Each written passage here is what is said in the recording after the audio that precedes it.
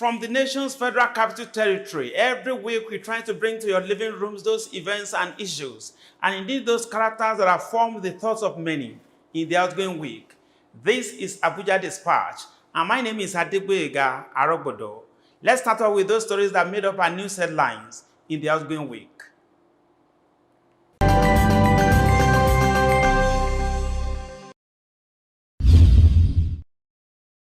The Federal Executive Council, in its last meeting, approved a contract for the supply and installation of baggage handling system at the Murtala Mohammed International Airport, Ikeja, Lagos, and the total contract sum is of 3.615 billion naira with a completion period of 12 months. Other memos approved for the aviation sector include the installation and commissioning of the total radar coverage modernization for the Nigeria Airspace Management Agency and the award of contract for the manufacture, supply, installation and operating training of disabled aircraft recovery system at Nnamdi Azikiwe International Airport in Abuja at the cost of 2.2 billion naira inclusive of 7.5% VAT. Meanwhile, approval has been given for the Ministry of Works and Housing on the award of contract for the rehabilitation of the Nigerian end of the Sokoto Niger Republic Road in Sokoto State at the contract sum of 8.450 billion naira.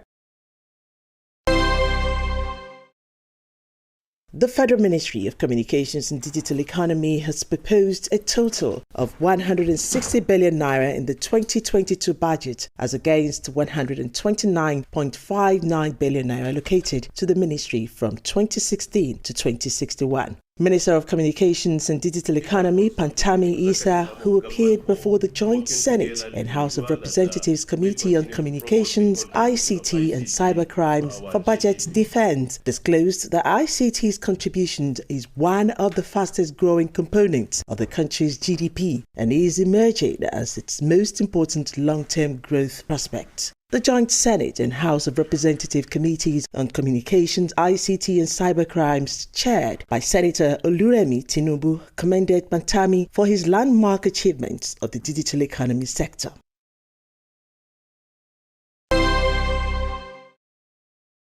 The House of Representatives has threatened to withhold the 2022 budgetary allocation of the Nigeria Sovereign Investment Authority. Chairman, House Committee on Finance, James Faleke, gave the warning in Abuja during the commencement of the budget defense of the Office of Accountant General of the Federation and Fiscal Responsibility Commission. Faleke stressed that the committee had spoken to the Managing Director of NSIA and the Ministry of Finance about the legality of the agency not submitting their budget to the National Assembly for approval, but they are relying on its law which states that its board have the power to approve its budget. While at the budget defense, the Honorable Faleke-led committee queried the adoption of exchange rate of 425 naira as against the official rate of 410 naira adopted by the presidency for the 2022 budget year. President Muhammadu Buhari has pledged that Nigeria would cut its emissions to net zero by 2060. Delivering his national statement at COP26 Leaders Summit in Glasgow, Scotland, the president said attaining national and global climate change goals will require adequate and sustained technical and financial support to developing countries. He said greater efforts should be channeled towards assisting developing nations to meet their nationally determined contributions commitments through the pledges made by the developed countries to provide at least $100 billion yearly. President Buhari noted that easier access to climate finance had become imperative in view of the COVID-19 pandemic, which really battered the economies of developing countries.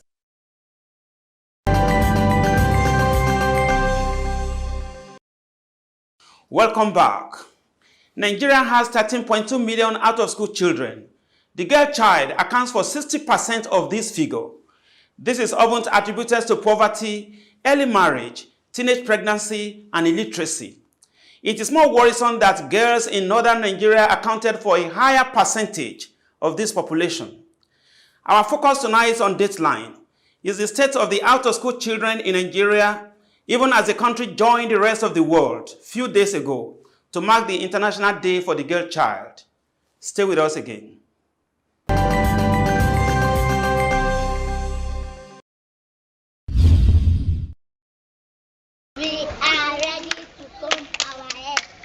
Although primary education is officially free and compulsory, about 10.5 million of the country's children aged 5 to 14 years are not in school. Only 61% of 6 to 11-year-olds regularly attend primary school, and only 35.6% of children aged 36 to 59 months receive early education. What it shows is that the country, as it were, may be joking with its future. Because the future of any country rests on the children, because there are people to take over from the present crop of leaders. The universal basic education policy, or which is even an act, criminalizes parents for not taking their children to school. How many parents have been arrested and taken to court, actively prosecuted for not enrolling their children in schools? Before now, President Muhammadu Buhari had directed the Federal Ministry of Humanitarian Affairs, Disaster Management and Social Development to coordinate and lead the deployment of a national plan to address the issue of out-of-school children in the country. The president said it was unacceptable to see children abandoning formal schools to engage in menial jobs and child labor in markets, streets and workshops. President Buhari said that the national plan, which was to be deployed by the federal government through the Humanitarian Affairs Ministry, would ensure a holistic and comprehensive inclusiveness of appropriate basic education for vulnerable children. While we continue to sustain our efforts on providing formal and conventional education through the activities of the Universal Basic Education Commission under the Federal Ministry of Education, it is still a common sight to notice children abandoning formal school to become apprentices in shops, workshops, and markets, whilst many others choose to loiter at markets, become cart pushers, and hawkers. These all are not acceptable. In the north of the country, the picture is even bleaker, with a net attendance rate of 53%. Getting out-of-school children back into education causes a massive challenge. Issues like geography and poverty are important factors in the pattern of educational marginalization.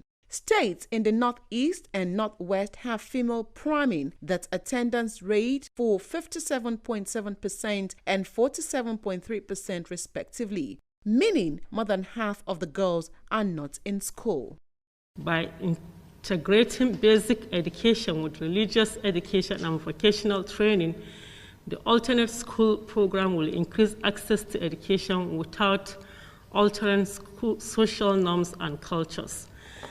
Consequently, every child, including those in the most peculiar of circumstances, will have access to learning opportunities. The education deprivation across the country is driven by various factors, including economic barriers and socio-cultural norms and practices that discourage attendance in formal education, especially for girls.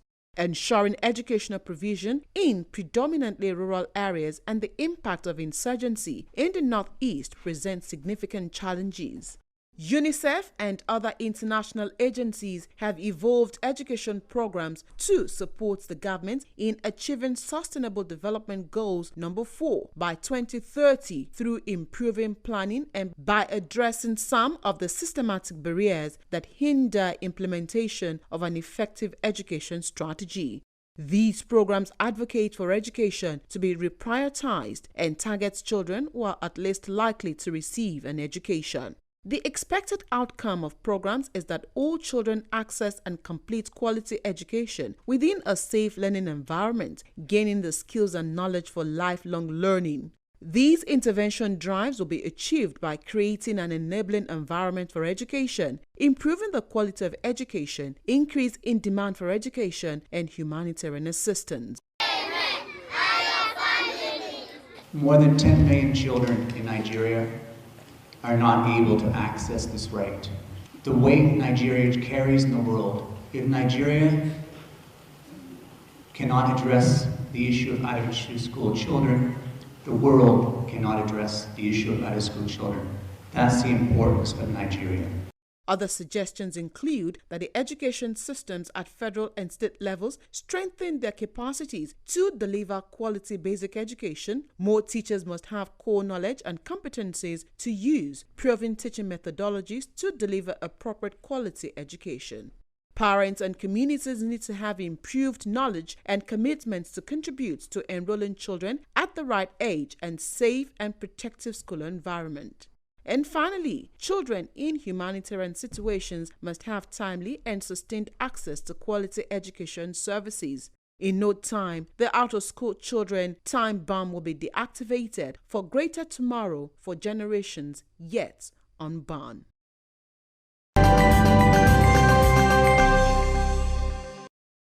Thanks for staying with us. The world's population is expected to increase by 2 billion people in the next 30 years. And young people are on the front lines of the struggle to build a better future for all. Nigeria joined the rest of the world a few days ago to mark the International Day of the Youth.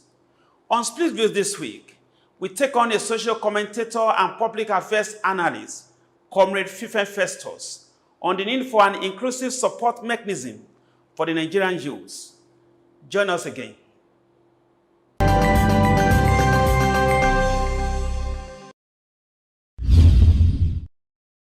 Welcome to the Split Views segment of our program, ABUJA Dispatch. And on Split Views tonight, we take on a public affairs analyst and social commentator based in Abuja, Mr. Fifen Festus. You're welcome to the program, sir. Thank you very much. It's my pleasure to be here. Youths are generally, expected to serve as a tool of creating a smooth developmental atmosphere in order to set the entryway to national growth and development. How effective or otherwise do you think the Nigerian youths have fared in this direction? Thank you very much for this question, and places where I've had opportunity to speak, I always say this, and the thing is, you don't give what you don't have. Over time, there has been this lacuna in the development of the average Nigerian youth. We grow accidentally and do things accidentally. That deliberate and concentrated efforts to mentor you, either by your parents or by your environment, is missing. The desire to acquire things, which you will not blame anybody, everybody wants to live that good life. The desire to really acquire things has taken that role of mentorship from our parents and our elders. So the youth per se is just somebody that is just growing. You do everything as it is coming, and you try to do it on your own. If you fail, you try to do it again. And if you are committed enough, you succeed. So if you want to succeed, but the truth is that once there is no mentoring process, you cannot get a youth that is contributing to national development. That is just as it is today. Even politicians and leaders that mostly carry the youth along, they carry them along because there is a lacuna in their life they want you to fit into. Not because they want you to take over from them, not because they want you to do anything that will succeed them. They just want to use you to satisfy a need at a particular time, and they move, and most of them toggery and things that are not very, very good. So if that question that you ask is a good one, you cannot give what you don't have. The youths are not being mentored, so they cannot be actively involved. Whatever they do now that you see that's part of national development is what I can refer to here as an accidental discharge. If it's favorable, we take it. If it's not favorable, we bear the consequences. Thank you very much, sir. One area that the Nigerian youth have always clamored is that they must be given necessary equal opportunities across board. I mean, equal opportunities that will not differentiate the youth from the rich homes from the poor ones. Now, as it were, how will you describe the interplay between these two sectors of the Nigerian youth? Because you find out that even when they were talking about the not too young to run, you find out that the proponents of this bill, they were really children of the rich. Children of the political class. Now, how will those ones from the poor homes or from the poor backgrounds really merge with those ones from the upper class? Now, the oppressor wants the status quo to remain. The oppressor does not want to give you chance. Like I said in the previous question, that because we don't have mentorship, the youth of today, obviously, by United Nations rating, I'm no longer a youth, but by Nigerian rating, I'm still a child. I'm not even a youth yet, because you have people that are in their 60s also being regarded as youth. But as it's here today, the youth of today are now kind of used to, I cannot be anything until somebody hands it over to me. It's a global village, it's a global world. Nobody will give you anything. You have to fight for it. You have to make moves for it. If you look at those people that are making wave in the polity of Nigeria today, nobody handed anything to them. There are some people that you mentioned their names. They decided to carve out a niche for themselves, and they are doing it. So the youth of today must wake up to this responsibility of nobody will give it to me. I must work for it. I must make myself different so that I can be reckoned with. Because the truth is that politician does not want his own child to suffer. He will also try to raise his own children. And because there is an enabling environment from the father, the son will quickly climb. But you, like what my father told me before he died, he said, for you to be as them, you must be twice as good as them. That means for you to measure up with the son of a rich politician or an influential politician, you must be twice as good as he is before anybody will reckon with you. And even with that, they might not even reckon with you. So the youth of Nigeria, go there and take it. Nobody will give it to you. Now, in Nigeria today, the youth almost, do not have a voice in the scheme of things, because unemployment, lack of opportunities, faulty educational system, dwindling economic fortunes, and all that, are really responsible for the suppression of the voice of the Nigerian youth. Now, as it is now, there is this growing recognition of the need to strengthen policies and investments involving the youth. How successful do you think the Nigerian government has really, gone in this area? Okay, the Nigerian youth does not want to develop the Nigerian youth. That is why we are here. Because you also realize that these rich men... No. Let's leave the government aside. Okay. The government played a dangerous role by killing or deliberately destroying the middle class. When you and I were growing up, there was middle class in this country. You have the high class, you have the middle class, and you have the lower class. Now the middle class has been destroyed. It's either you are up or you are down. Now the government somehow made policies that destroyed the middle class by making sure that today it is only government employment. I'm very sure when you started working, a few of your friends would laugh at you that, wow, you are vibrant, why would you be working for the government? But today you see people in private sector coming to work for the government because there are some corrosive, let me use the word, corrosive policies that have destroyed businesses, that have destroyed industries. So the youths can no longer come out of school. Technical colleges were there in those days where you can come out of school, you create, you fabricate, and you do things on your own. But those are no longer there. Those were destroyed by the policy of government. But government aside, the youth of Nigeria does not want the youth of Nigeria to succeed. If you give a youth an opportunity, you still see him, instead of using people like him to get things done, he still defers to the old politicians, calling them father, ose, and what kind of aglagba, or any name that they call in your part of Nigeria. So the youth does not believe in the youth. The youth still wants to work with the old and influential rich politician that will give them another opportunity to come and appear as a nominee or an appointee of government in another level. That is why we are in this level. So the enabling environment is not being created. Government has made a mistake by killing middle class, by bringing obnoxious policies. Every agency of government now is teetering towards revenue generation. So the youth as a body, we must have to deliberately tell ourselves, if we must move forward, we must do it in such a way that we have people of like minds that we can flow with. Now, generally it is believed that the youth are the leaders of tomorrow. In the Nigerian context, how true is this expression? Or we are just out of it? For me, and this is my opinion, I don't want to generalize, I think the leadership recruitment process in this country is so faulty that the youths that I said earlier are not being mentored, cannot step into it. If you give positions to the youth, they mess it up. The reason is that prerequisite knowledge and leadership skill to carry others along, to shift from this paradigm, this acquire everything. You see, somebody stealing money he doesn't need is because the value system of Nigeria as it were this is my opinion too, have so much been destroyed that money is now speaking over capabilities and abilities and influence. So the youth of tomorrow, it depends on who is counting the tomorrow. But if it is the universal tomorrow that we all know, like you talked about when you started, the youth of Nigeria as it's were, I think 70% cannot be the leaders of tomorrow. One is because there's no mentoring for them to be able to do anything. The leaders are not handing over to them. If the old banana refuses to die, the young will not grow. So the thing is, the old bananas are still playing the game. People that were ministers in the 70s are still ministers, and if they give them the slot, they now give to their children. So so the remaining 30% are not interested in politics.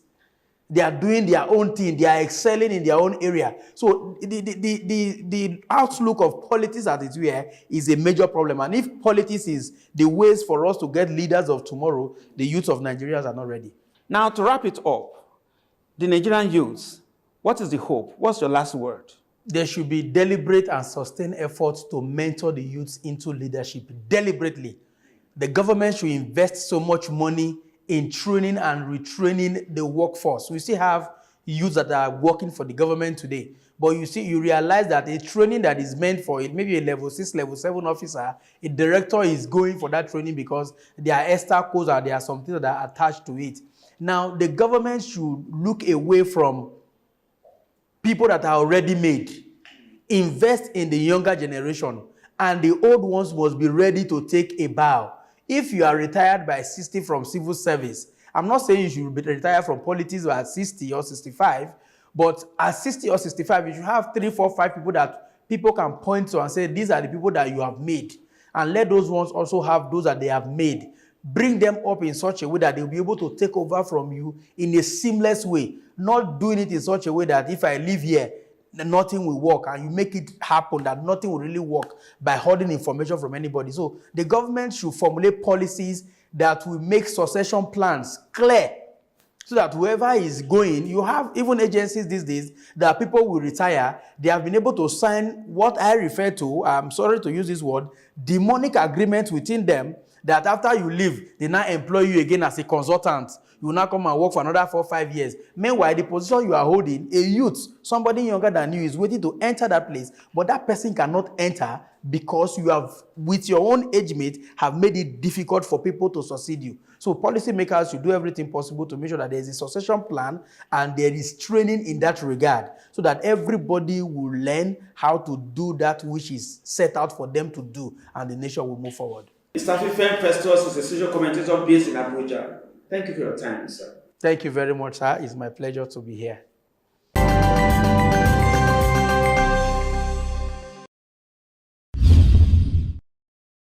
A good budget must not be just for expenditures. A good budget must be a budget that is targeted towards wealth creation, so that you can provide jobs for people who are unemployed, and you can help to accelerate socio-economic development of your nation. Today, the kind of budgeting system we have is that of the one we inherited from the military. It's not a democratic budgeting system that we have. A democratic budgeting system is that system that will allow inputs from nooks and corners of the country of issues of national interest, first and foremost.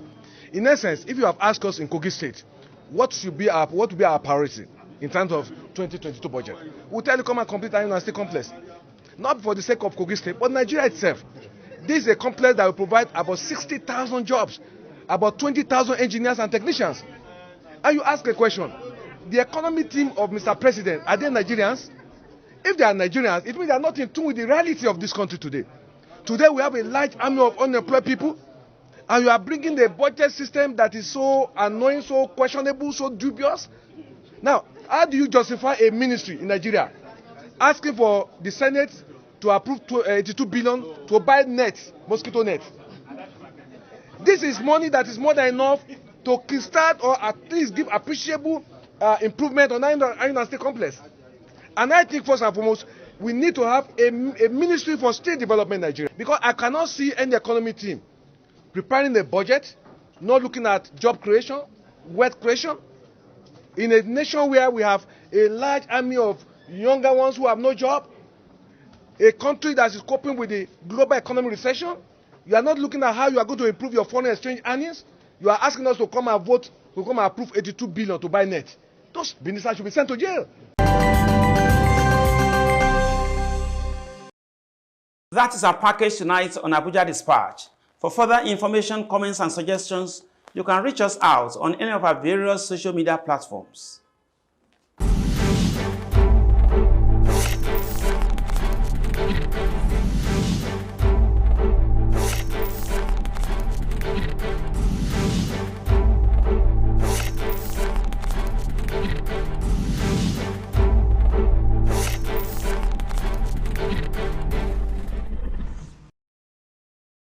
Thank you for sharing your precious moment with us tonight on Abuja Dispatch. A week from now, we'll bring you another refreshing package. Same time, same station. Adegboyega Arogoda is my name. Have a good night.